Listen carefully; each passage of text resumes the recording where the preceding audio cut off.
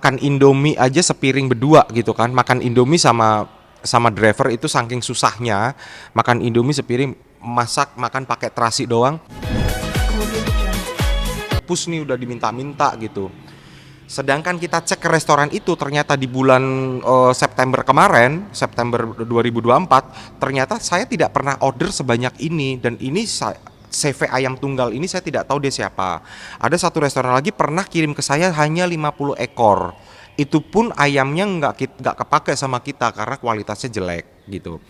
Nah, ini kan berjalannya waktu itu kan berarti dia bohong semua dong ke aku gitu. Salahnya aku apa? Aku nggak cek langsung ke sana. Aku hanya percaya dengan catatan-catatan dia. Tapi kalau setiap aku cek menanyakan segala sesuatunya dia tersinggung. Sampai aku kasih orang finance aku di kick. Nggak boleh.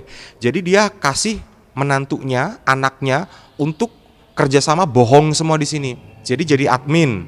Iya, dia di ini nih kayak dituntun nulis apa tuh namanya, invoice segala macam itu. Tapi di awal ada perjanjian nggak mas untuk ntar akan kembali uang? Semuanya ada perjanjian, ada hitam di atas putih, kita punya. Terus memang yang beberapa restoran aku terima hasilnya, dan aku yakin itu memang duit aku juga gitu kan. Tapi yang Makassar, Manado itu ada nilainya 700 juta, udah aku nggak terima hasil sama sekali gitu. Jadi udah lenyap sama dia. Nah untuk keuntungan ini persentasenya bagi dua sama si Bagi dua, tak pikir gini ya, dengan orang yang tadinya hidup katanya makan Indomie aja sepiring berdua gitu kan, makan Indomie sama driver itu saking susahnya, makan Indomie sepiring, masak makan pakai terasi doang, sampai usaha sama saya dalam satu bulan penghasilan dia 300 juta. Penghasilan 300 juta, saya pikir make sense sih kalau dia bisa beli mobil sekaligus 4 dalam kurun waktu berapa bulan. Istrinya yang namanya Tati itu pakai cincin segala macem, pakai cincin berlian.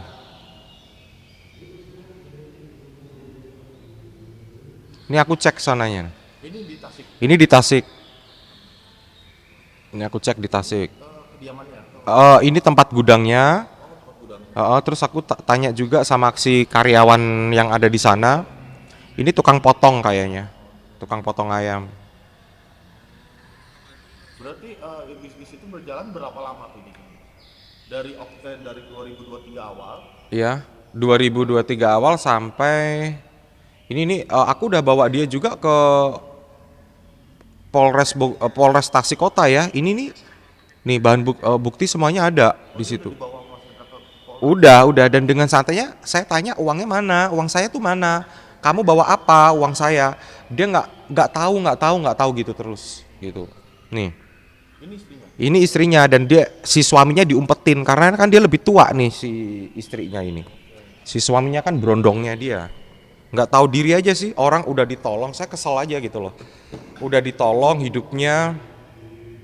Jadi sekarang saya trust isunya sampai depresi banget, aku sampai ke psikiater kayak gitu. Dengan adanya terjadi penggelapan ini ya, gitu. Kan ini bisnisnya berjalan ya, mungkin ada indikasi salah paham atau seperti apa mas? Nggak salah paham. Gini ya, memang ini fiktif. Yang Dia ini penipu, berdua-dua ini suami istri itu penipu. Emang ini fiktif. tapi sudah ada income yang masuk. Income-nya masuk itu duit saya lagi. Oh gitu. Iya, contoh kamu kasih saya 100 juta. Saya janjikan kamu profit 20 juta. Jadi 100 juta ini udah saya pegang, nanti 2 minggu lagi saya kasih kamu 20 juta. Modal lagi dong gitu, dia narik lagi gitu loh. Sampai saat ini pun Mas Hendra nggak ngelihat pemotongan ayam. Nggak make sense, pemotongan ayam cuma segitu, tapi di laporan kita 30.000 ton. Harusnya kan kalau 30.000 ton itu freezernya aja udah segini gedenya gitu kan. Ini mana barang-barang yang lain? Udah di gudang mas. Kan tak cek ke sana kan. Begitu saya datang sampai dia kesandung-sandung, ini ayam untuk ini ayam untuk ini. Dia sampai ngomong dengan gugup, tapi memang ini pemain memang. Berapa kali transfer uang Mas Hendra ke dia? Dalam satu bulan aku transfer uang tuh ada yang 500 juta, ada yang 300 juta, ada yang 400, ada yang 1 miliar, ada yang 700. Itu semuanya ada di sini. 5 kali transfer lebih dong, lebih. Bahkan sudah ketahuan nih ya, sudah ketahuan. Aku udah datang ke sana. Kalau ini fiktif, besok dia masih telepon, Mas, restoran Mergo nih gimana modal 50 juta dulu ada nggak? Loh, hasilnya mana dari kemarin kamu nggak kasih saya hasil apa-apa? Kamu udah nipu saya, masih minta uang sama saya. Di mana gitu loh pikirannya gitu. Itu total kerugian keuangan Mas Hendra berapa? 2,3 M plus 3 plus 903 juta. Berarti hampir Berarti berapa tuh? 3,2. Ya, dan itu buat aku banyak sih, karena kan, iya, sampai bener-bener habis loh.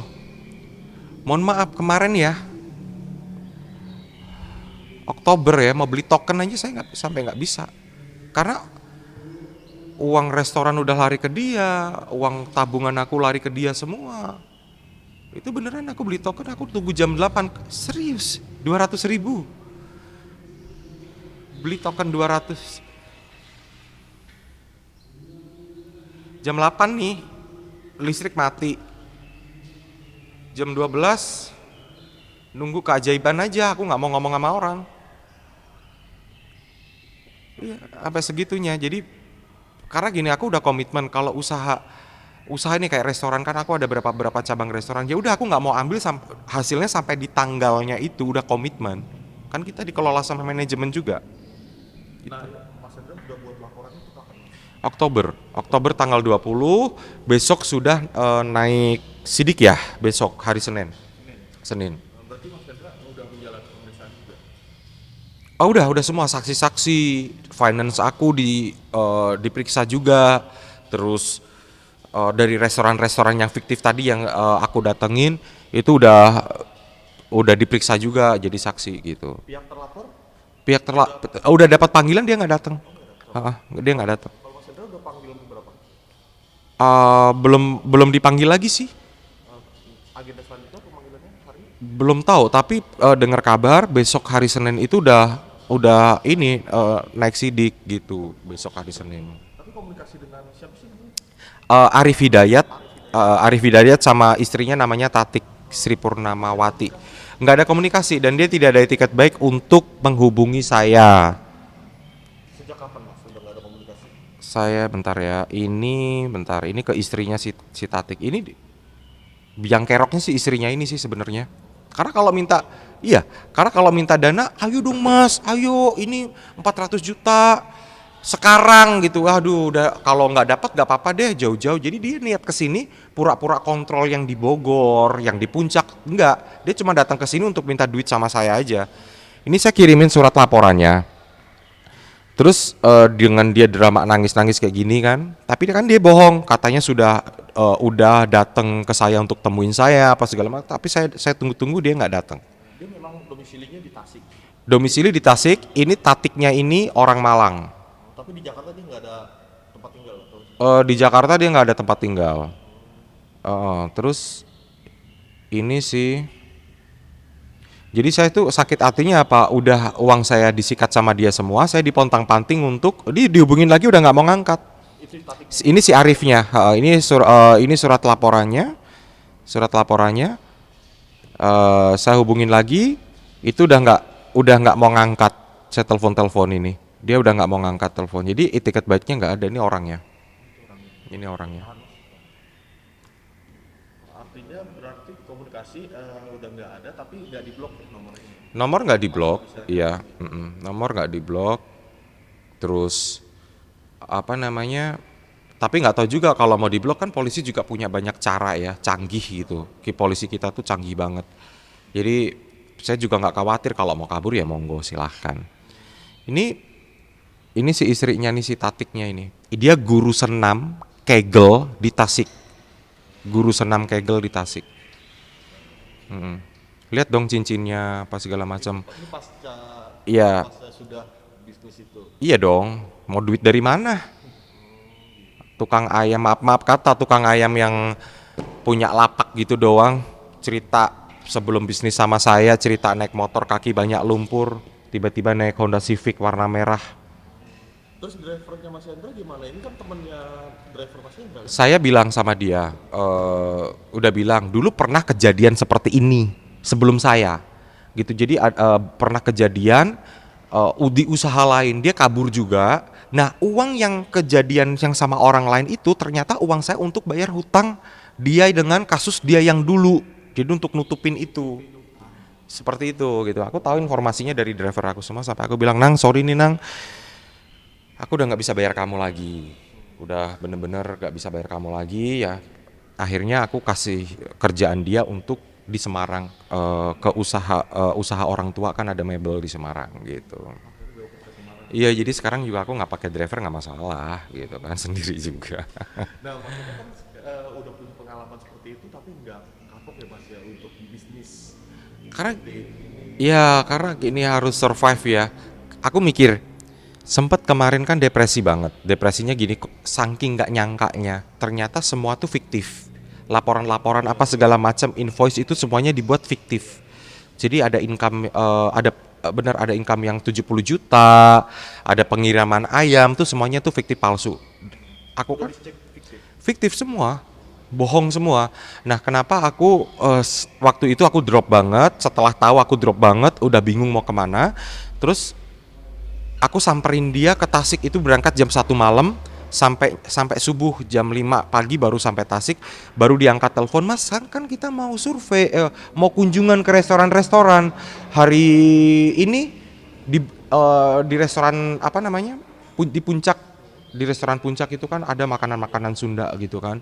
Loh, saya di Tasik nih, loh saya kan udah di Bekasi Mas, jadwalnya harusnya kayak ini gitu." Dia Sherlock kosong, Sherlock palsu. Jadi aku ke puncak, ke Bogor, gak ada semua, gak ada semua. Jadi aku dibohongi, jadi aku pontang-panting tengah malam tuh kayak orang gila. Dari situ aku titik stresnya tuh di situ. Tapi kenapa sekarang aku nggak yang merasa kayak gitu lagi?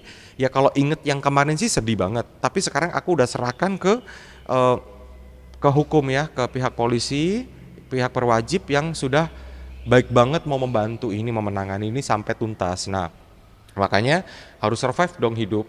Kan aku nggak bisa terus-terusan nggak move on gara-gara si ini orang aja bisa hidup enak-enakan dan dia santai loh. Udah ada panggilan, udah ada laporan, itu masih bisa santai gitu loh. Sengegampangin itu dengan hukum. Tapi maksudnya tahu dia sesantai itu mungkin memantau atau seperti apa? Karena gini, kita ada tim untuk yang cek apa namanya Keberadaan dia. keberadaan dia.